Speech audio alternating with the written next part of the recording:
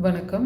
நவகிரகங்கள் அப்படின்ற வீடியோ சீரீஸில் நம்ம ஒவ்வொரு கிரகத்தை பற்றியும் பார்க்கலாம். அதில் ஃபர்ஸ்ட் அண்ட் ஃபோர்மோஸ்ட்டாக குருவை பற்றி பார்க்கலாம். குரு அப்படின்றவர் முழு முதற் சுபர் அப்படின்னு சொல்லுவாங்க. அவர் அவ்வளோ நல்லதுகளை மக்களுக்கு கொடுக்கக்கூடிய வல்லமை வாய்ந்தவர்னு சொல்லலாம். அவருக்கு 5, 7, 9 அப்படின்ற 3 பார்வைகள் இருக்குது. பொதுவாகவே எந்த ஒரு கிரகமும் தான் அமர்ந்த இடத்திலிருந்து சமசப்தமமாக 7ஆம் இடத்தை பார்க்கும். அதாவது எக்ஸாக்ட் ஆப்போசிட்டில் இருக்கக்கூடிய வீட்டை பார்க்கும். அதான் 7ஆம் பார்வை அப்படின்னு சொல்லுவோம். இந்த 7ஆம் பார்வை குருவுக்கு இருக்குது. அது இல்லாமல் சிறப்பு பார்வைகளை 5, 9ஆம் இடங்களையும் சேர்த்து பார்ப்பார். இந்த குருவினுடைய நட்சத்திரங்கள் எதுன்னு பார்த்தோன்னா புனர்பூசம், விசாகம், பூரட்டாதி. இவரோட ஆட்சி வீடு, அதாவது இவரோட சொந்த வீடுகள் எது அப்படின்னா தனுசு, அதில் ஆட்சி மூலத்திரிகோண வலுவடைவர். ரெண்டாவது மீனம், அதில் அவர் ஆட்சி வலுவடைவர். தனுசு அவருடைய ஆண் வீடாகவும் மீனம் அவருடைய பெண் வீடாகவும் கருதப்படுகின்றது. அடுத்து அவர் உச்சமடையக்கூடிய வீடு சந்திரனுடைய கடகராசி, அங்கே அவர் உச்சமடைவார். அடுத்து அவர் சனியினுடைய மகர வீட்டில் நீசமடைவார்.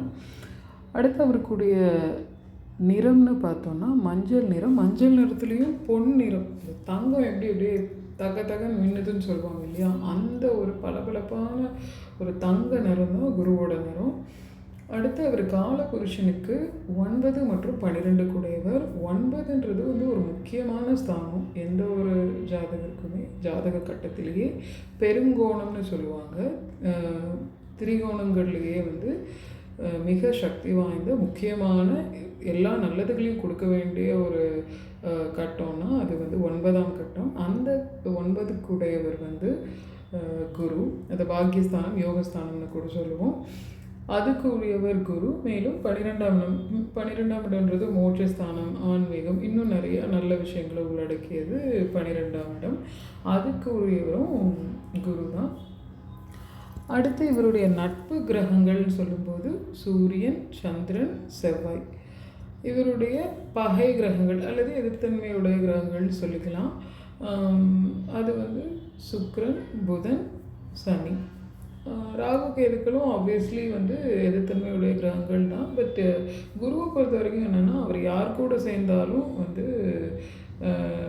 சேர்ந்திருக்க இடம் அண்ட் சேர்ந்திருக்கக்கூடிய கிரகங்களை பொறுத்து முடிஞ்ச அளவுக்கு நன்மைகளை மட்டுமே செய்யக்கூடிய ஒரு கிரகம். ஸோ எதிரின்னு சொல்கிறத விட எதிர்த்தன்மை அப்படின்னு சொல்லிக்கலாம். லைக் அவங்க ஃப்ரெண்ட்ஸ் இல்லை அப்படின்னு சொல்லிக்கலாம். அதுக்காக எதிரிகளும் கிடையாது. ஸோ ஃப்ரெண்ட்ஸ் இல்லை அப்படின்னு சொல்லி பேட்ச் பண்ணிக்கலாம். அடுத்து அவருக்கு மறைவு ஸ்தானங்கள் என்று சொல்லப்படக்கூடிய ஸ்தானங்கள் 3, 6, 8, 12. இந்த ஸ்தானங்கள் அவருக்கு ஆட்சி அல்லது உச்சம் அடையக்கூடிய வீடுகளாக இருந்தது அப்படின்னா அவர் மறைஞ்சிருக்காருன்னு இடத்துக்கு தேவையில்லை. அடுத்து இவர் உபய வீட்டினுடைய அதிபதி. ஏற்கனவே சொன்ன மாதிரி தனுசு, மீனம் ரெண்டுமே உபய வீடு, அதனுடைய அதிபதியாக இவர் இருக்கார். இவரோட காரகங்கள்னு பார்க்கும்போது எக்கச்சக்கமான நல்ல காரகங்களை கொடுக்கக்கூடியவர் குரு. ஃபஸ்ட்டு சொல்லணுன்னா இவர் தனக்காரகன். ஒரு மனுஷன் சர்வைவ் ஆகிறதுக்கு பணன்றது ரொம்ப முக்கியம். எல்லா அடிப்படை தேவைகளையும், சாப்பாட்டிலேருந்து, உடையிலேருந்து, உறைவிடம்லேருந்து எது வேணும் அப்படின்னாலும் தனம்ன்றது ரொம்ப முக்கியம். அதை கொடுக்கக்கூடியவர் தனகாரகன் குரு தான். ஒருத்தன் கோடீஸ்வரனாக இருக்கார், பெருஞ்செல்வந்தனாக இருக்கார், ஒரு நல்ல பொருளாதாரத்தில் இருக்கார் அப்படின்னா அவருக்கு நிச்சயமாக குருவோட உதவி இல்லாமல் அது நடந்தேறி இருக்காது. கோடிகளில் பணத்தை கொடுக்கக்கூடிய பவர் குருவுக்கு இருக்குது. இவர் முழு சுபர், முழு முதற் சுபர்னு சொல்கிறோம். இவர் சொல்கிறதுக்கு குரு பார்க்க கோடி நன்மைன்னு சொல்லுவாங்க, வியாழன் பார்க்க வினை நீங்கும் சொல்லுவாங்க, குரு அருள் இல்லைன்னா ஒரு அருளும் இல்லை அந்த மாதிரி சொல்லுவாங்க. இந்த மாதிரி நிறையா இன்ட்ரெஸ்டிங்கான பொன்மொழிகள் குருவுக்கு இருக்குது. அவரோட பவரை எடுத்து சொல்கிறது மாதிரியான பொன்மொழிகள் இருக்குது. குரு ராசியவோ அல்லது லக்னத்தையோ அல்லது லக்னாதிபதியோ பார்த்தால் ஜாதகன் எந்த நிலையிலும் பிழைத்து கொள்வான் அப்படின்னு சொல்லலாம். கண்டிப்பாக அவனுக்கு ஆயுளும் இருக்குது அப்படின்னு சொல்ல முடியும். இதுலேயும் ராசி, லக்னம், லக்னாதிபதி மூன்றையும் சேர்த்து ஒரு ஜாதகத்தில் குரு பார்த்துட்டாரு அப்படின்னா அவன் கண்டிப்பாக யோகசாலி தான். கண்டிப்பாக ஒரு புகழடையக்கூடிய பீக்கில் போய் உட்காரக்கூடிய ஒரு பர்சன் தான். இன்ஃபேக்ட் அந்த ஜாதகன் பிறப்பிலேயே எல்லா அடிப்படை வசதிகளையும் பெற்று, நல்ல குடும்ப அமைப்பை பெற்று, கல்வியை பெற்று ஒரு நல்ல நிலைமையில் வளரக்கூடிய ஒரு ஜாதகனாக இருப்பாங்க. அடுத்து ஜாதகத்தில் ஏதாவது வலுவான தோஷ அமைப்புகள் இருந்தால் கூட அந்த தோஷ அமைப்பை குரு, வலுப்பெற்ற குரு, தீதுபடாத குரு அந்த தோஷ அமைப்பை பார்க்கும்போது அந்த தோஷம் நிவர்த்தி அடையும். குரு பார்வையே அதற்கு பரிகாரமாக அமையும். அடுத்து சொல்லும்போது குரு நல்லவர் தான், முழுமுதற் சுபர் தான். ஆனால் எல்லா லக்னங்களுக்கும் முழுசாக அவர் நன்மையை மட்டுமே செய்வாரான்னா ஒரு கேள்விக்குறி தான். ஓரளவுக்கு நன்மைகளை குறைச்சி செய்கிறதுக்கும் சில நேரங்களில் அட்வர்ஸ் எஃபெக்டையும் கொடுப்பாரு. அதாவது சுக்கிராணி லக்னங்கள்னு சொல்கிறோம் இல்லையா. இப்போது ஒரு எக்ஸாம்பிளுக்கு ரிஷப லக்னத்துக்கு 8 குரு வருவார்.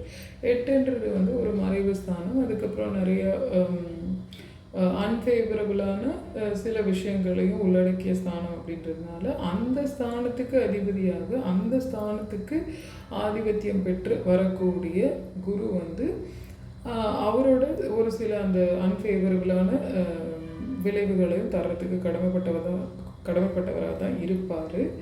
இருந்தால் கூட எந்த ஒரு ஜாதகத்திலையும் குரு வலுப்பெற்று தான் இருக்கணும் அப்படின்றது என்னுடைய கருத்து.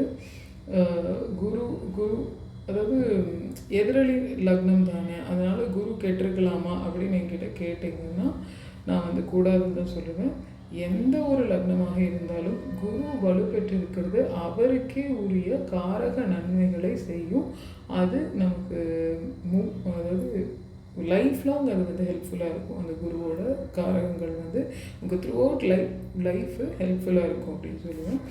அடுத்து அவர் புத்திரகாரகன்னு சொல்லுவாங்க. அதாவது குழந்தையை கொடுக்கக்கூடிய அதிகாரம் குருவுக்கு இருக்குது. அதே மாதிரி திருமண காலங்கள்லேயும் நிறைய வியாழ நோக்கம் வந்துருச்சா, குருவோட தசை வந்துருச்சா, அந்த மாதிரியெல்லாம் நிறைய பார்த்து பண்ணுறதும் உண்டு. ஸோ குரு எல்லா நன்மைன்னு ஒன்று இருந்ததுன்னா குரு அங்கே இருப்பார் அப்படின்னு தான் சொல்லணும். அடுத்து ஆன்மீக ஈடுபாடுகள், ஆன்மீக சிந்தனைகளை அதிகமாக கொடுக்கக்கூடியவர் குருவாக இருப்பார். அந்த ஆன்மீகத்துலேயும் சுயநலம் இல்லாத பொதுநலத்தோடு கூடிய ஆன்மீக செயல்பாடுகளை செய்ய வைப்பார். இப்போ ஒருத்தர் அன்னதானமே போடுறாரு அப்படின்னா அடுத்தவங்க வயிறாரணும், அதில் அவங்க திருப்தி அடையணும்னு நினச்சி தானம் செய்யக்கூடியவர் குரு வலுத்திருக்கக்கூடியவர், குரு நன்னிலை பெற்று இருக்கக்கூடியவர். அதுலேயும் கோயில் கும்பாபிஷேகம் பண்ணுறது, கோயில் திருப்பணிகளை எடுத்து பண்ணுறது, கோயில் நிர்வாக பொறுப்புகளை ஏற்று பண்ணக்கூடியவர், நிறைய கோயில்களுக்கு நன்கொடை பண்ணக்கூடியவர், குலதெய்வ கோயிலை நிறைய பேர் ரெனோவேட் பண்ணுறேன், அதுக்கு நிறையா அதோட வளர்ச்சிக்கு பராமரிப்புக்கு நிறைய ஹெல்ப் பண்ணுறது, இன் ஜென்ரலே இயலாதவர்களுக்கு ஹெல்ப் பண்ணக்கூடிய அந்த குவாலிட்டிஸ் எல்லாம் கொடுக்கக்கூடியது, அந்த சிந்தனைகளை கொடுக்கக்கூடியவர் குருன்னு சொல்லலாம். அடுத்து குரு ரொம்ப நீதி தவறாத ஒருத்தர், நேர்மையான ஒருத்தர். அதனால தான் இந்த ஜட்ஜு அந்த மாதிரி பொசிஷனில் இருக்கவங்கெல்லாம் குரு வளர்த்தவங்களாக இருப்பாங்க. குருனாலே குரு வளர்த்திருக்கக்கூடியவன், குரு நன்னிலை பெற்று வளர்த்திருக்கக்கூடியவன், குரு தீதுபடாமல் வளர்த்திருக்கக்கூடியவன், நல்லவன், நேர்மையானவன், பெரிய மனிதன், இரக்க சுபாவம் உள்ளவன், பெரியவர்களை மதிக்கும் தன்மை கொண்டவன், பண்பானவன், நன்னடத்தை கொண்டவன், நற்சிந்தனை கொண்டவன், ஒழுக்கவன், விட்டு கொடுத்து போகக்கூடிய ஒரு ஆள். இப்போ குரு வளர்த்துருக்காரு அப்படின்னா ஒருத்தன் தனக்கு தீங்கே செஞ்சால் கூட சரி போயிட்டு போகிறான், அவன் ஏதோ ஒரு சூழ்நிலை பண்ணிட்டான் அப்படின்னு ஒருத்தன் அந்த வெஞ்சன்ஸ் வச்சுக்காமல் போனால் போகுதுன்னு ஒருத்தன் மன்னிச்சு விடுறான், அல்லது மறந்து போகிறான், கடந்து போகிறான், அல்லது கடவுள் பார்த்து பாரு நான் என்ன சொல்கிறதுன்ட்டு ஒருத்தன் போகிறான் அப்படின்னா, ஒரு பெரிய மனிதத்தன்மையோட போகிறான்னா கண்டிப்பாக அவருக்கு குரு நல்ல நிலைமையில் இருக்கார் அப்படின்னு எடுத்துக்கணும். குரு யோகம் தர நிலைமையில் ஒரு ஜாதகத்தில் அமையும் போது குழந்தைகள் பிறந்ததுக்கு அப்புறமா இன்னும் அதிகமான வளர்ச்சியை கொடுப்பாரு. நிறைய சுபமான நிகழ்வுகள் வந்து நடக்கும். பொது வாழ்க்கையில் இருக்கக்கூடியவர்கள், உயர் பதவிகளில் இருக்கக்கூடியவர்கள், லைக் எம்பி, எந்த ஒரு மினிஸ்ட்ரி இதில் சர்க்கம்ஸ்டன்ஸில் இருக்கக்கூடியவங்க, எம்எல்ஏஸாக இருக்கக்கூடியவங்க, பெரிய பெரிய பதவிகளில் இருக்கக்கூடியவங்கெல்லாம் வந்து குரு வலுத்தவங்களாக தான் இருப்பாங்க. நிறைய ஒரு ஃபன் ஃபேக்ட்ஸ் எல்லாம் சொல்லணும் அப்படின்னா, குருவை பற்றி வந்து குரு வலுத்தவங்க நல்ல உயரமானவங்களாக இருப்பாங்க, அல்லது குள்ளமாக இருக்க மாட்டாங்க. ஒரு மினிமம் ஹைட்லேயாவது, ஒரு நார்மலான ஒரு ஹைட்லேயாவது கண்டிப்பாக இருப்பாங்க. அதுக்கப்புறம் குரு நல்லா வளர்த்துருக்கவங்க ஸ்வீட் நல்லா சாப்பிடணும்னு நினைப்பாங்க, அவங்களுக்கு ஃபேவரட்டாக இருக்கும். நல்ல வெயிட் போடுவாங்க. அதுவும் குருன்னா பணம் இல்லையா? ஸோ வந்து பணம் ஏற வெயிட் போடுற மாப்பிள்ளை அந்த மாதிரி எல்லாம் நம்ம பேச்சு வழக்கில் பேசுகிறோன்னா அதுக்கு காரணம் என்னன்னா, அந்த குரு வளர்த்துருக்கும் போது வெயிட்டும் வந்து தானாக இன்க்ரீஸ் ஆகிக்கிட்டே இருக்கும் அந்த மாதிரி சொல்லுவாங்க. அல்லது ரொம்ப ஒல்லியாக இருக்க மாட்டாங்க. குரு வளர்த்துருக்கக்கூடியவங்க ரொம்ப ஒல்லியாக இருக்க மாட்டாங்க. சரி, இப்போ குரு வளர்த்தவங்க தீதுபடாமல் நன்னிலை பெற்று இருக்கக்கூடியவங்கெல்லாம் நல்லவர் வல்லவர்னு சொல்லிட்டோம். இப்போ அதே குரு வந்து வக்ரமாக இருக்கார் அப்படின்னா வந்து அவங்க நல்லவங்க இல்லையா அப்படின்னு கேட்டால் இல்லை அந்த மாதிரிலாம் இல்லை. அவங்களும் நல்லவங்க தான். பட் அவங்களோட கேரக்டர்ஸில் சில சேஞ்சஸ் வந்து இருக்கும். ஃபார் எக்ஸாம்பிள், குரு நன்னிலை பெற்று இருக்கக்கூடியவர் வந்து ரொம்ப தான தர்மம் பண்ணுறதுல இன்ட்ரெஸ்டடாக இருப்பார், பொதுநலன் கருதி நிறைய விஷயங்கள் பண்ணுவார். அப்படின்னா வக்ர குரு இருக்கக்கூடியவர்கள் வந்து ரொம்ப கஞ்சனாக இருப்பாங்க, சிக்கனக்காரர்களாக இருப்பாங்க. முன்கை நீண்டாலும் முழங்கை நீளாது அப்படின்னு சொல்லுவாங்க.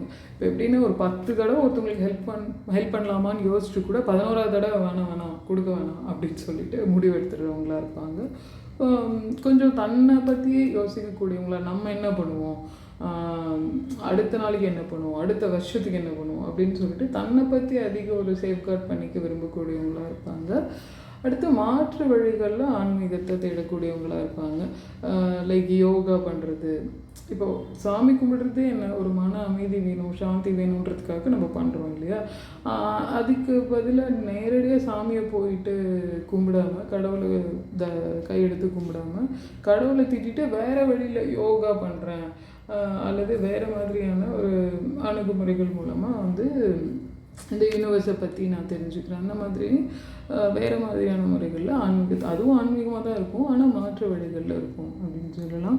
அதுக்கப்புறம் குரு நன்னிலையோடு இருக்கிறவங்க ஒரு ஹெல்த்தியான வெயிட் கெயின் பண்ணுறாங்க அப்படின்னா, குரு வக்கரமாக இருக்கிறவங்க ஒல்லியாக இருக்கிறதுக்கும் வாய்ப்பு இருக்குது, அல்லது வந்து ஒபீஸாக இருக்கிறதுக்கும் வாய்ப்பு இருக்குது. அதாவது ஓவர் வெயிட் போட்டுருவாங்கல்ல, அன்ஹெல்தியாக வெயிட் போடுவாங்க இல்லையா, அந்த மாதிரி ஒபீஸாக இருக்கிறதுக்கும் வாய்ப்பு இருக்குன்னு சொல்லலாம். அடுத்து குரு அஸ்தங்கமாக இருந்தார் அப்படின்னா அவருடைய செயல்திறன் அளவு கொஞ்சம் குறைஞ்சிடும். லைக் சூரியனோட எந்த அளவுக்கு க்ளோசர் டிகிரியில் அவர் போய் சேர்றாரோ அந்த அளவுக்கு அவரோட செயல்பாடுகள் கொஞ்சம் குறையும். பட் ஸ்டில் அந்த குருவினுடைய பலன்கள் எல்லாத்தையும் சூரியன் அஸ்தங்கம் செய்த சூரியன் வந்து தர கடமைப்பட்டவராக இருப்பார். அதனால் நல்லதுன்றது, நன்மைகள்ன்றது, அவருடைய ஆதிபத்திய நன்மைகளும் காரக நன்மைகளும் கண்டிப்பாக நடக்கும்ன்றது உண்மை. அதுக்கப்புறம் எந்த ஒரு கிரகத்தினாலேயும் ஒரு நல்லது நடக்கணும் அப்படின்னு எடுத்துக்கணும். ஃபார் எக்ஸாம்பிள், இப்போ செவ்வாய் வந்து இம்மூவபிள் ப்ராப்பர்ட்டிஸ் கொடுக்குறாரு, பூமி யோகத்தை தர்றாரு அப்படின்னா அதுக்கு கண்டிப்பாக குருவோட துணை வேணும்.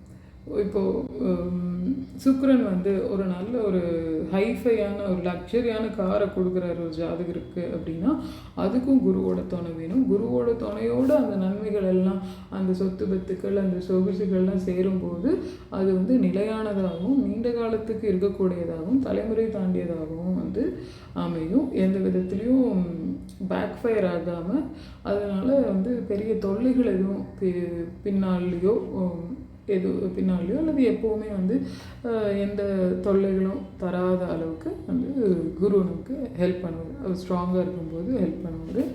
ஒரு ஜாதக கட்டத்தில் எல்லா கிரகங்களும் கெட்டிருந்தால் கூட 9 கிரகங்களில் 8 கிரகங்களும் கெட்டு போய் குரு மட்டும் நல்லா இருந்தார் அப்படின்னா கூட, குரு மட்டும் வலுத்து உச்சமடைஞ்சோ அல்லது ஏதோ ஒரு வலுவோடு இருக்கார் அப்படின்னா அவர் நிச்சயமாக அந்த ஜாதகரை காப்பாற்றி கரை சேர்த்து விடுவார். அடுத்து குருவினுடைய தொழில்கள்னு சொல்லும்போது நிதித்துறை, லைக் பேங்கிங் செக்டர்ஸு, பணம் புழங்கக்கூடிய வட்டி வரவு செலவு பணம் புழங்கக்கூடிய தொழில்கள், நீதித்துறை, கோர்ட்டில் ஜட்ஜாக இருக்கிறது அந்த மாதிரி, பேசும் தொழில்கள், டீச்சர்ஸு, ப்ரொஃபஸர்ஸு, குருமார்கள், பொதுவாக சொல்லிக் கொடுக்கக்கூடிய அட்வைஸ் பண்ணக்கூடிய ப்ரொஃபஷன்ஸு, இது எல்லாமே குருவோட கண்ட்ரோலில் வரும். அடுத்து குருவினுடைய திருவுருள் கிடைக்கிறதுக்கு தட்சிணாமூர்த்தியை வழிபடலாம். இந்த வீடியோ ரொம்ப ஹாப்பியாக மேக் பண்ணி முடிக்கிறேன். ஏன்னா அவ்வளோ நல்ல விஷயங்கள் சொல்கிறதுக்கு இருந்தது. தேங்க்யூ ஸோ மச் ஃபார் வாட்சிங். I hope it was very helpful for you. நன்றி, வணக்கம்.